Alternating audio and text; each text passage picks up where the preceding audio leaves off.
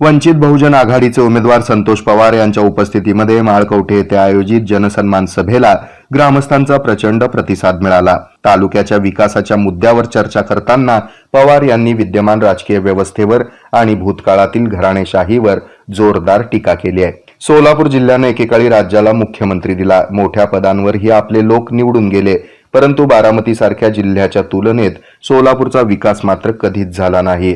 तालुक्यातील MIDC प्रकल्प मंजूर झाला होता, मात्र तो राजकीय स्वार्थासाठी रद्द करण्यात आला। सिंचन क्षेत्राच्या वाढीवरही दुर्लक्ष झालं। अनेक प्रलंबित प्रकल्प आजही धुळखात पडलीत, अशी टीका संतोष पवार यांनी केली आहे। तालुक्यातील हे चित्र बदलायचं असेल तर परिवर्तन घडवणं हा एकमेव पर्याय आहे। तेव्हा येत्या 20 नोव्हेंबर रोजी गॅस सिलेंडर चिन्हावर मतदान करून वंचित बहुजन आघाडीला प्रचंड बहुमतानं विजयी करा आणि तालुक्याला विकासाच्या मार्गावर नेण्याची संधी द्या, असं संतोष पवार यांनी आवाहन केलं। माळकवठे येथे पार पडलेल्या या सभेमुळे आगामी निवडणुकीमध्ये संतोष पवार आणि वंचित बहुजन आघाडीला मिळालेल्या पाठिंब्याचं चित्र आता अधिक स्पष्ट झालंय।